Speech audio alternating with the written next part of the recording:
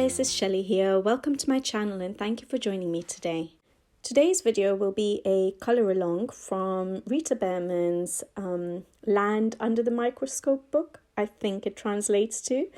And I'll be colouring the Deer page, which is a page that was requested in the video that I had shared, the winter pages that I would like to try and cover during the winter months from December to February.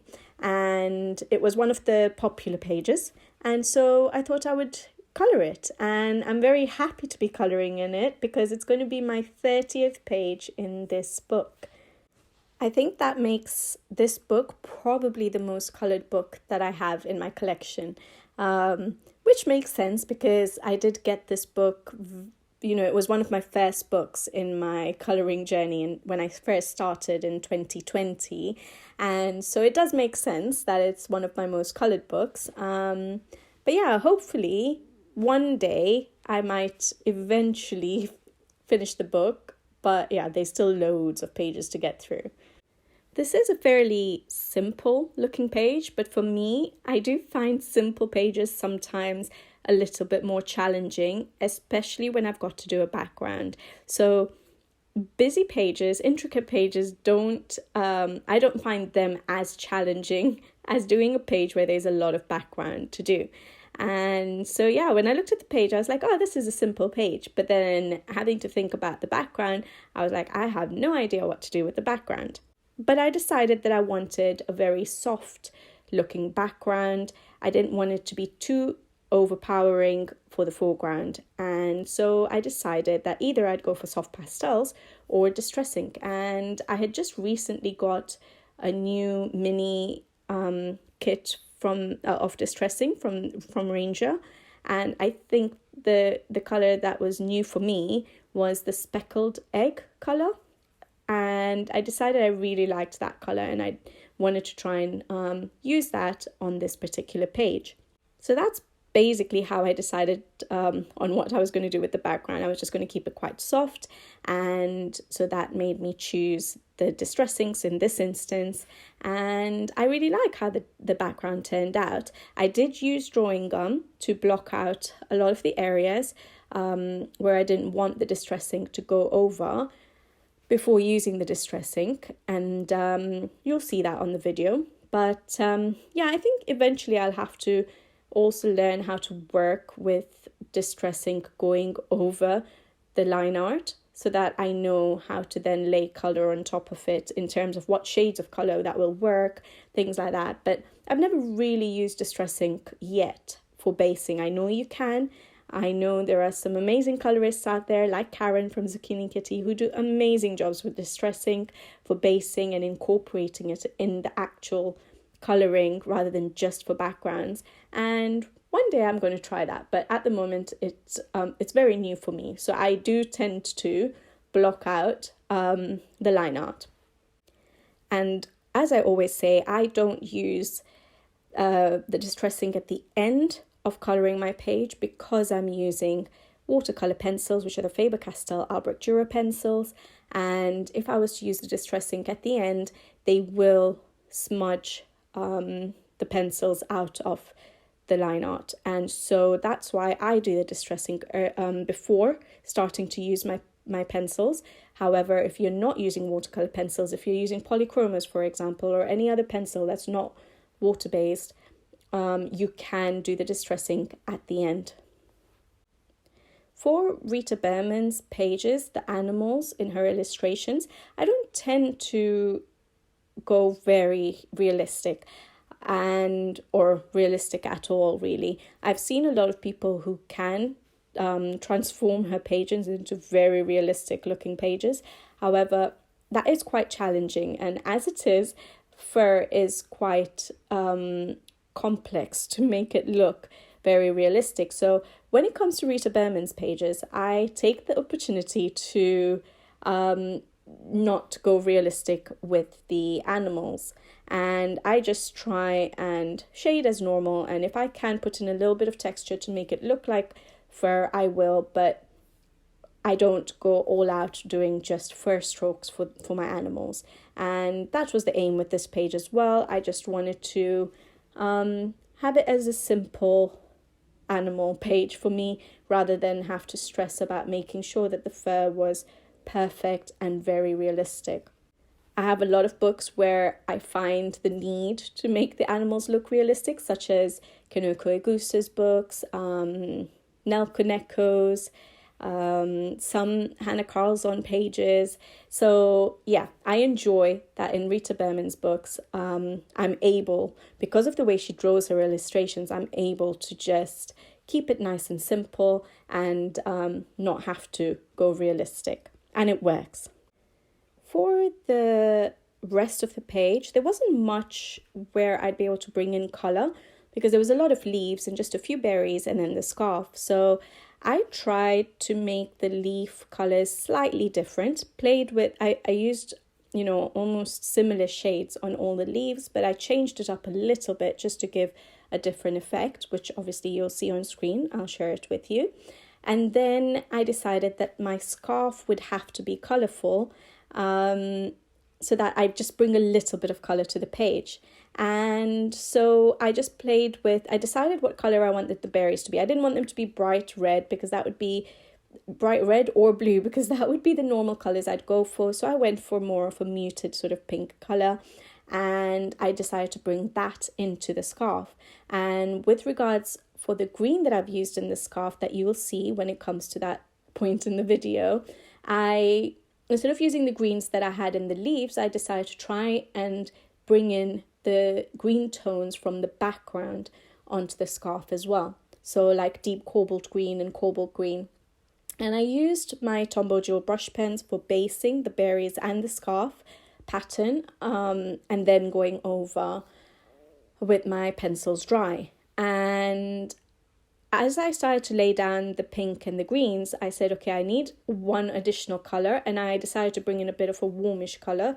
So I decided to bring in a orangey yellow, just to break up the rest of the colors that are on the page. And I think that worked really well. I think I really like how my scarf turned out in the end.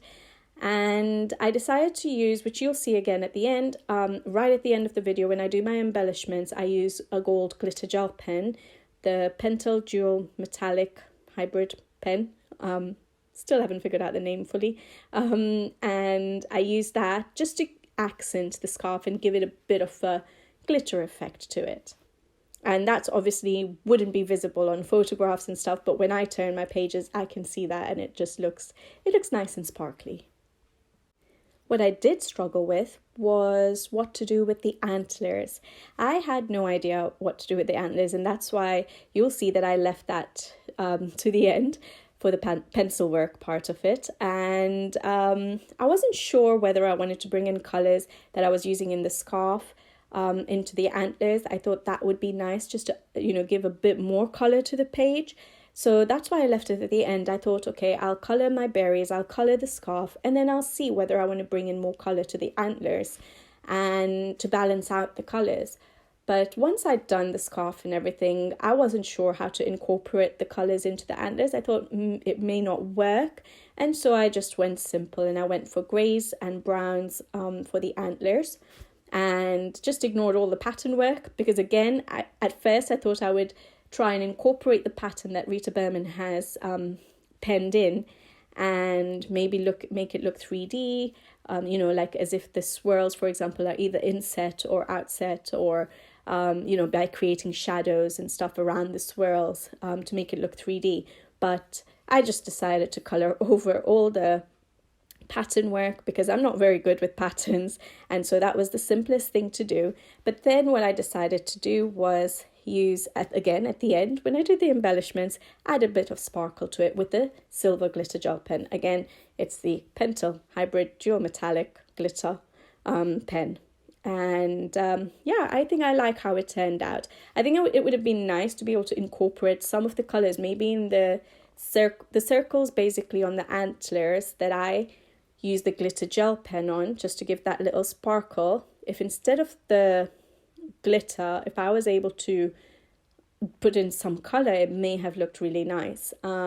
And I think I've seen an illustration like that. If I'm not mistaken, it must have been on Instagram, color by Betty Hung, color by Betty Hung.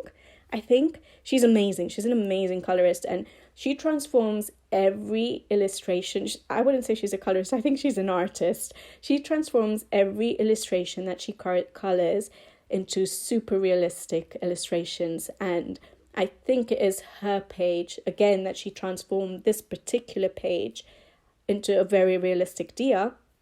But her antlers, if I'm not mistaken, she did add some color to it. And that's probably why, in my mind, I was imagining, I could put some color in the antlers, because I obviously had seen it somewhere. But I decided not to do that. I just added a bit of sparkle, and that was it.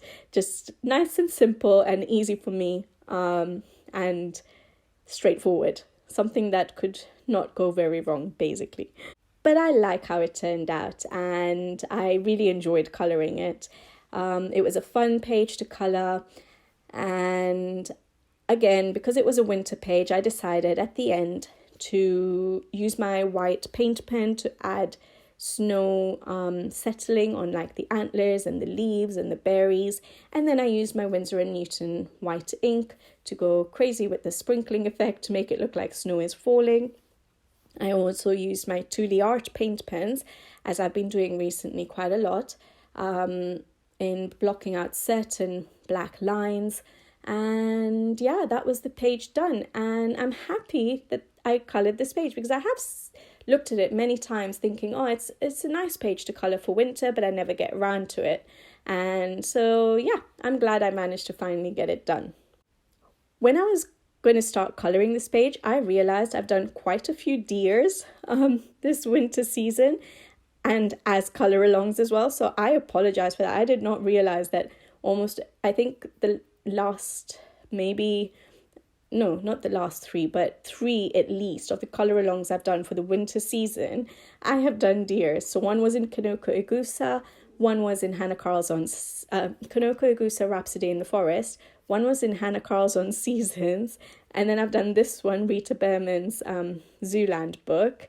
And I'm trying to think if I did any other. I don't think I did any other as colour-alongs, but I think I have coloured another page with deers in it.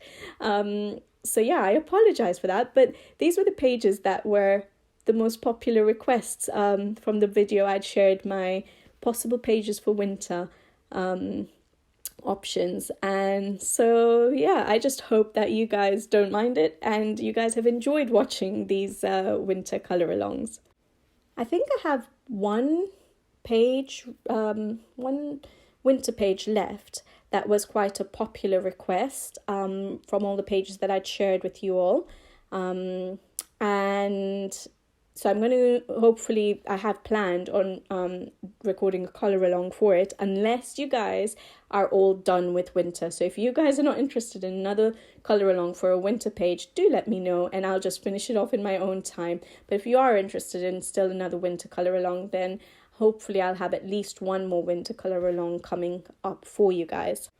I always pick out my pages for the seasons. Before I used to do it per month, but that was before I started working and I was able to get maybe 10 pages done a month. But now that is almost impossible. So there's no point of me ever picking out pages just for each month. So what I found helpful this time was picking it out for the season. So for 3 months. And then from the short list that I made of pages I would love to colour for that particular season, then I pick out the pages, and it's easy for me to then know that I have 3 months to colour them in, and it just sort of makes me feel a bit better that I have enough time to try and get around to the pages I want to get around to. And I really enjoyed sharing with you guys the winter options, and I think very soon I'll share with you guys my spring options too. I've already been looking through my books. I love doing that. I sit with a cup of tea, especially on my days of work.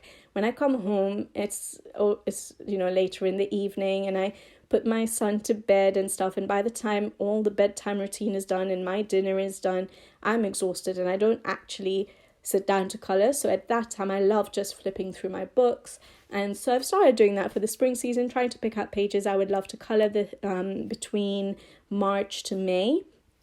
And so soon I'll share that with you guys, because I found it really helpful for myself, obviously, shortlisting pages that I'd like to get to, and also sharing it with you guys helped in me picking out the pages that I would want to color in my own time. So pages that you guys were not really interested in seeing as a color along, I knew, okay, I have some pages I can just put aside to color in my own time, for my own relaxing time. And then there were pages which I knew that I could do color alongs for, and you guys would be interested in watching those color alongs. So hopefully you guys enjoyed me sharing my pages with you, and I will share them with you again for the spring season very soon.